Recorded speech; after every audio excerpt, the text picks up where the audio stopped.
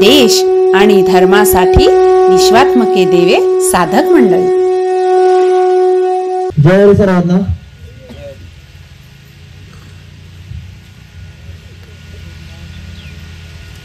ब्रह्ममूर्ती संत श्रेष्ठ जगद्गुरु आपले संत श्रीपाद बाबा यांच्या 27व्या पुण्यतिथी निमित्त आपण सगळे नारीबाई चिखली येथे जमा झाले। बघा, हा वैष्णव मेळा आपले वर्षात बरेच वैष्णव मेळे होतात, पण गोशाळेवरचा वैष्णव मेळावा हा यावर्षी थोडा विशेषत्वानं अनुभवाला आला। म्हणजे माझा सुरुवातीचा अनुभव सांगतो। म्हणजे आपली जेव्हा दिंडी निघाली आणि जेव्हा दिंडी आपल्या धर्ममंडपाच्या समोर उभा होती, तेव्हा आपली काही मंडळी नाचत होते आणि त्याच बरोबर त्याच आपण म्हणतो ना रेझोनेट होतं। म्हणजे बघा, मग किती लोकांच्या तोंडात मी स्वतः ऐकलाय की जर्सी गायपेक्षा देशी गायमध्ये माया जास्त आहे, समज जास्त आहे। बघा, तुमच्या बरोबर त्यांनी पण ते नाचायला लागले आणि हे सगळं तुम्ही बघा युट्यूबला पण टाकल्यानंतर ड्रोन मध्ये कॅप्चर केले। म्हणजे हे एक विशेष वेगळं पण होतं। हा, तर बघा, या अशा म्हणजे श्रीपाद बाबांचं कार्य जर बघितलं तर आपण म्हणतो ना, म्हणजे एका विशाल वटवृक्षाखाली असं सगळे वैष्णव बसलेत। हा वटवृक्ष आहे आणि त्या श्रीपाद बाबांच्या कृपेमुळं त्यांच्या काय म्हणतात त्यांच्या त्या वलयामध्ये आपण सगळेजण जमा झाले। आणि मला वाटतंय की कालपासूनच म्हणजे अनुभवतोय की आपण आता लहान माणूस नाही की इतकं गोड गोड बोलतायत की म्हणजे बाबांनी काय दिले या लोकांना। म्हणजे बघा, आपण म्हणजे मी स्वतः अनुभवलंय, कित्येक लोक वक्तृत्व कलेसाठी लाखो रुपयाची फीस भरून क्लासेस लावतात आणि तेही तात्पुरतं आहे, पाठांतर करून असते। पण आपले इथली मुलं म्हणजे विषय समजून घेऊन त्यावर आचरण करणारी मुलं आहेत। म्हणजे माझा पाठीमागचा जर अनुभव सांगायचं म्हटलं तर आता डिस्टर्ब होते म्हणून आपण मुलांना पाणी देऊ देत नाही मध्ये, पण मागं वैष्णव्यात बघितलं तर कोणतेही लहान मुलगा प्रत्येक जण आपला खरीचा वाटा उचलून या वैष्णवांची सेवा करण्याच्या मागं होते। म्हणजे हा भाव कुणी निर्माण केला? यांना कुणीच सांगितलं की जाऊन पाणी आणा, कुणीच सांगितलं नाही। मग ते असे का करतायत? कारण त्या वलयात आल्यानंतर ते अंकुर आपोआप ते कसं बी जमिनीत पडला आणि त्याला ते पोषक वातावरण मिळालं की ते उगवतं, तसं या वलयामध्ये आल्यानंतर ते विचार आपोआप सुचायला लागतात। आणि म्हणजे हे वेगळेपण आहे। आणि आता वैभवानं सांगितलं की आता बघा, आपले साधक दिसायला छोटे आहेत, म्हणजे दिसायला म्हणजे बघा, बाहेरची दिंड्या जर बघितल्या तर लाखो लोक असतात, आपली लाखो लोक नाहीयेत परंतु लाखोला भारी आहे। त्याचं बेस्ट उदाहरण म्हणजे आता मी किती ठिकाणी बघतोय, आमच्या गावातला जवळजवळ 13 वर्ष झालं सत्तासूर आहे। 13 वर्षात 2 साधकांनी अनुग्रह घेतला। 13 वर्षात आपल्यात मला वाटतं जर म्हणजे वर्षात 3-4 वैष्णवमेळा होतात आणि प्रत्येक वैष्णवमेळ्यात कमीत कमी 20, 25, 30 लोक माता मोजात। म्हणजे कार्य कुणाचं मोठं आहे, कारण हे वैष्णव मेळावे दिंड्या या जगाला दाखवण्यासाठी नाहीये, या ती न्यूज करण्यासाठी नाहीये, याचा एक उद्देश आहे। कारण इथं आपण सगळ्यांचा समय दान करतोय, मग याच्यातून काहीतरी निष्पन्न झालं पाहिजे। मग उगाच जायचं, वारीत जायचं, माऊली माऊली म्हणायचं, तिथं सगळ्यांची गोड गोड बोलायचं आणि घड्याला इशारा बांध पकडायला। म्हणजे सांगण्याचे उद्देश आहे की मग ती काय घेऊन आला तुम्ही? मग आता याच अनुषंगानं आता सकाळपासून बऱ्याच लोकांनी आत्मज्ञानाबद्दल चिंतन मांडले। माझा तसाच विषय आहे आत्मदर्शन। तर बघा, म्हणजे आत्मदर्शन, आता आपण इथं आलो, आता समजा आपण विचार केला की या गावात मारुतीचं मंदिर कुठे आहे, आपण विचारलं आणि आम्हाला आपलं दर्शन करायचं आहे, तर आपल्याला विचारावं लागेल। कोणाला विचारावं लागेल? आपल्याला गावातल्या लोकांना विचारावं लागेल, बरोबर? मग आपल्याला ते सांगतील रस्ता असं जावा, इथं मंदिर आहे, मग तिथं दर्शन होईल। याच्यावर बेस्ट प्रमाण आहे की गुरु तेथे ज्ञान, ज्ञानी आत्मदर्शन, त्यानंतर दर्शने समाधान, आधी जैसे. म्हणजे बघा, मी सांगण्याचा उद्देश हाच आहे की आत्मदर्शन जर व्हायचं असेल तर ते दर्शन कोणाचं करायचं आहे हे समजलं पाहिजे. दर्शन कोण करून देईल, तर ते ज्ञान करून देईल. ते ज्ञान कुणाकडे आहे, गुरूंकडे आहे. मग गुरु असेच भेटतील का, पहिल्यांदा गुरु शोधावे लागतील.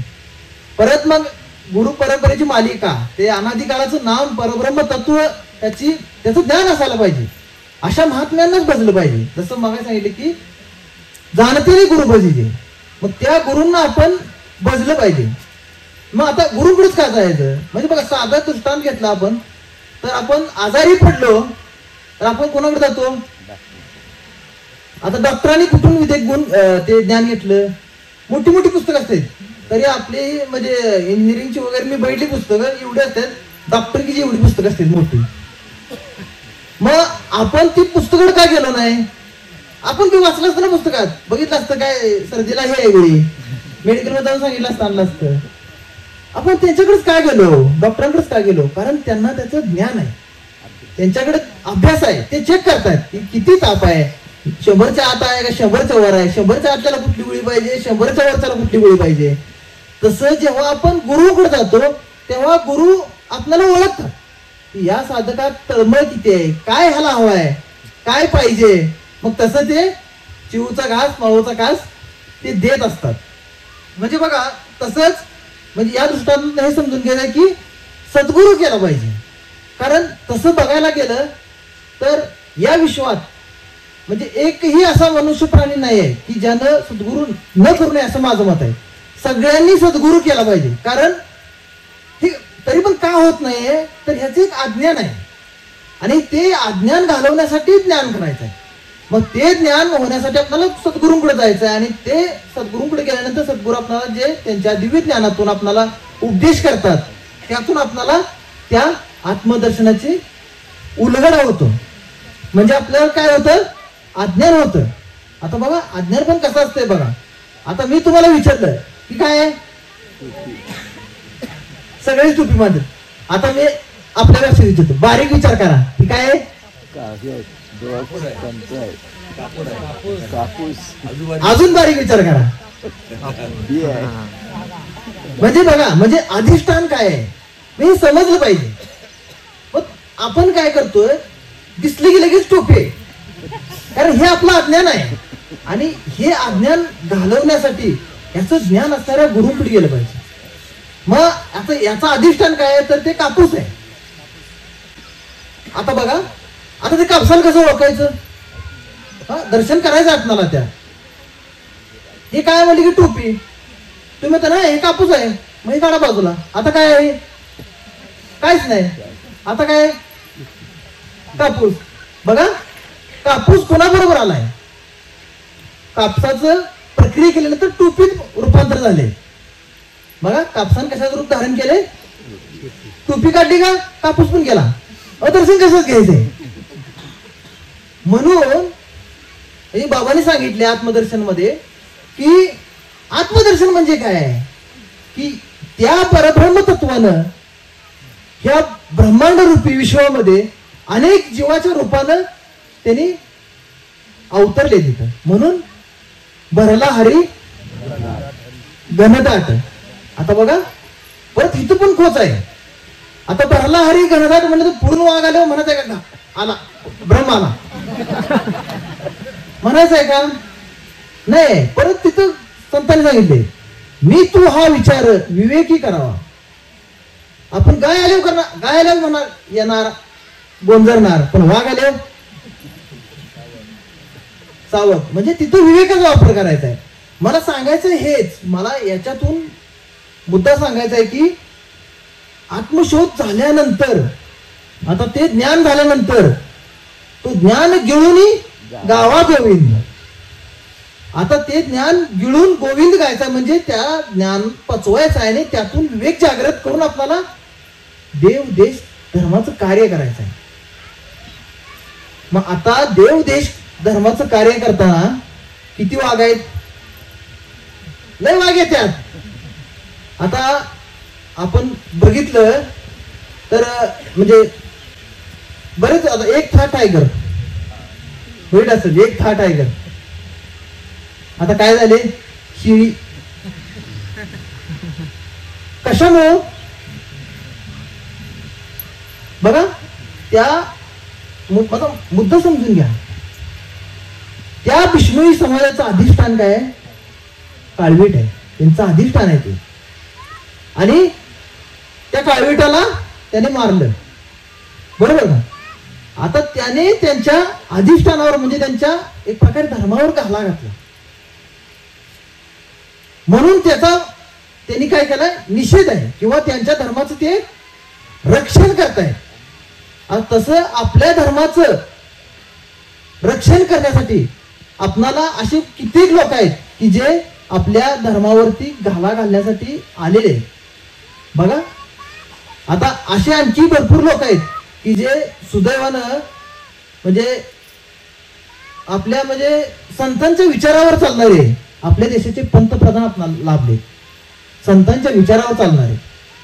आता असे एक व्यक्ती होते की ते आपल्या धर्मावर सतत भाष्य करायचे, कन्व्हर्जन वरले त्यांचा प्रेशर असेल, त्यांना हाकलूनच काढलं, त्यांना इंडियात हेच नाही. एक व्यक्ती, मी नाव घेणार नाही, पण एक व्यक्ती की त्यांना इंडियात अलाव नाहीये, त्यांना इंडियात त्यांची सभा घेण्यास परवानगी नाहीये. कशामुळे शक्य, याच्या अगोदर का बंदी नाही ती घातली? कारण इथं या राजाला माहित आहे की ही व्यक्ती आहे, ही समोरून आपल्या न कळत आपल्या संस्कृतीवर, आपल्या धर्मावर घाला घालत आहे. अगोदर प्रोत्साहन दिलं जात होतं. आणि आता सांगण्याचा उद्देश हाच आहे की त्यांना हाकलून लावणे. मला हे सांगायचं नाही की त्याचा उद्देश किती व्यापक आहे, किती मोठा आहे, की मला धर्म वाचवायचा आहे. मग यासाठी आपल्याला म्हणजे प्रवृत्त करतोय. म्हणजे आता म्हणजे सगळ्यात महत्वाचं त्यासाठी आपला परत अधिष्ठान आत्मदर्शनावर यायचं आहे आपल्याला. आता बघा, आता आत्मदर्शन, आता आत्मदर्शन सगळ्यांना कळालं म्हणजे ती एक चेतना आहे, ती एक एनर्जी आहे. बघा, आपल्या सायन्स मध्ये पण आपण शिकलोय म्हणजे energy neither created nor destroyed, it is always transfer from one form to another form. म्हणजे एनर्जी तयारही केली जात नाही आणि एनर्जी ही संपुष्टात बी आणता येत नाही, ती फक्त एका स्थितीतनं दुसऱ्या स्थितीत जाते. म्हणजे हा व्यवहार इथं ठेवला, स्थूल स्थिती झाली, सोडला गती, एनर्जी होतीच, मी टाकली कुठनं. तसं आपल्या आत असणार ते परब्रह्म तत्व ज्याची आपल्याला आपल्या गुरुने ओळख करून दिले. आता ते ओळख करून दिल्यानंतर परत मी मी मी मी म्हणून चालेल का? आता ओळख करून दिल्यानंतर व्यापक विचार झाला पाहिजे. परत मी माझं असं म्हटलं नाही पाहिजे. नाहीतर मग ते कसं होतंय, म्हणजे बाबाने एकदा सांगितलं होतं की मला ज्ञान झालं किंवा मला आत्मदर्शन झालं हे सांगणं म्हणजेच अज्ञान आहे. कारण ज्ञानाचं पण खंडन झालं पाहिजे. ज्ञानाचं खंडन नाही झालं तर परत तुम्हाला अहंकार येऊ शकतोय. अहंकाराचा वारा न लागो राजसा माझ्या विष्णू, म्हणजे तो विष्णू दासाला पण लागू शकतो याची त्यांना कल्पना होती साधू संतांना. भाऊ किती म्हणजे आपलं घर बांधताना मोठी मोठी दगड होतो ना मध्ये चिरीत, ते काय ठेवत नाही आपण तसं साधू जागा सोडली नाही. म्हणजे म्हणजे सांगण्याचं तात्पर्य आहे की किती जागृत आणि किती सजग राहायला सांगितले त्यांनी. आता बघा, आता जसं मगाशी सांगितलं की आपण पांडवकड्याला झाडं लावले की त्या साहेबांचा तो भाव नाही अजून. आपल्या साधकांचा भाव काय आहे की ती आम्ही केलेलं कार्य वाचावं हा भाव नाहीये. ते कार्यच विश्वकल्याणाचं आहे, तेच धर्माचं कार्य आहे. माझं काय लाभ नाही, ते धर्माचं कार्य वाचलं पाहिजे, ते वृद्धिंगी झालं पाहिजे. बघा, हेचे आम्हा करणे काम बीज वाढावे नाम, म्हणजे हे जे वाढलं पाहिजे त्याच्यावर कुठेतरी खुंटून बसतंय म्हणून आपली तळमळ आहे. आणि त्यांना काय वाटतंय कसं तरी हा ताणून ओढून प्रोजेक्ट कंप्लीट झाला, आम्ही झाडाचं काय का होईना. म्हणजे त्यांना काय पडले की तो कसा तरी प्रोजेक्ट करायचा आहे कम्प्लीट, आणि म्हणजे त्यांचं काय असेल ते क्रेडिट घ्यायचं आहे. मला सांगण्याचा उद्देश आहे की त्यांचा विचार व्यापक नाहीये. आणि व्यापक विचार कधी होणार आहे? जेव्हा तुम्हाला आत्मदर्शन होईल, तेव्हा मीपणा घडून जाणार आहे, देह बुद्धीची ही निद्रा निघून जाणार आहे. म्हणजे तुकाराम महाराज म्हणले ना की तुकाराम महाराज म्हणले की तुका म्हणे कैसे आंधळे हे जन विसरून गेले खरे देवा. बघा, शोध लावला आपण देवाचा आज, आणि आपण देव शोधत बसतोय सगळीकडे. बाबा सांगतात की देव शोधत शोधत स्वतःच देव झाला. म्हणजे देव कुठं होता? आपल्याला आतमध्ये होता. मग तो देव शोधण्याची रीत आहे, संतांनी सांगितलेली रीत आहे. मग त्या रीतीने गेल्यानंतर ते आत्मदर्शन होणारच आहे तुम्हाला. मग आता आत्मदर्शन झाल्यानंतर आता पुढे बघा, आता हे आत्मदर्शन, आता बघा हे फार किचकट आहे. आता आपण म्हणायला म्हणतो गोष्टी, पण तिकडून सुई टोचली का करतोय आपण लगेच. म्हणजे तरी अजून देह बुद्धीवर आहे आपण. म्हणजे मला सांगायचं की हा इतका बारीक विचार आहे की बघा, म्हणजे छोटा दृष्टांत देऊन सांगतो मी परत एकदा की म्हणजे आता मी बोलतोय, तुम्हाला आवाज येतोय बरोबर, कोणाला आवाज दिसला काय? आवाज दिसला काय? तरी पोचतोय. पण हे तुमच्यापर्यंत पोचला तिथून मला सांगताय, आणि याच्यावर तुम्ही विश्वासही ठेवताय का? तुम्हाला त्याच्या मागचं सायन्स माहिती आहे की त्या लहरी बनतात, त्या लहरी बनल्यानंतर ते ठराविक डेसिबल पर्यंत आपल्या कानात ते ग्रंथी आहेत त्या ओळखतात आणि त्याचे शब्द उमटतात आणि ते आपल्याला ऐकायला येतं. बघा, आवाज कुठंच दिसत नाही, पण विश्वास आपला किती टक्के? 100%. आता माझा आवाज येतो म्हटलं किती जण हात वर करणार? सगळेच वर करणार, बरोबर ना? मग आता तसं आता हे आपल्यातलं आत होतात नाही, ते कसं जाणलं पाहिजे, कसं बघितलं पाहिजे, आता त्याची सुद्धा रीत आहे. मग त्यासाठी बाबांनी सांगितले की ते तुमच्या, आता बघा तुम्हाला ऐकायला येतंय, तुम्ही हा कधी म्हणणार? समजा तुम्हाला कानाचं व्यंगत्व आहे, हात वर करणार का तुम्ही? कान की चांगला पाहिजे, नुसतं तुम्ही इकडून ओढून काय करायचं? तत्वमसी भावाक्याचा नुसता बोबाटा करून काय करायचंय? थोडं कान पाहिजे ना ऐकणारा. तसं हे आत्मदर्शन व्हायचं असेल तर आत्मदर्शन कशाला होणार आहे? तर त्यासाठी काय लागते? चांगलं चित्त शुद्ध लागते, चित्त शुद्ध लागते. मग आता चित्त शुद्ध करण्याची बाबांनी बरेच, आता मी तिकडे जात नाही त्या विषयाकडे, पण चित्त शुद्ध करण्याच्या बऱ्याच पायऱ्या. मग ते चित्त शुद्ध झाल्यानंतर म्हणजे मी थोडक्यात सांगतो की बाबांनी सांगितलं होतं की तुमच्या जर चित्तात जर गिर गाय असेल तर तो काय असेल? गोटा. तुमच्या चित्तात जर पैसे असेल तर हे शरीर काय झालं? बँक झाली.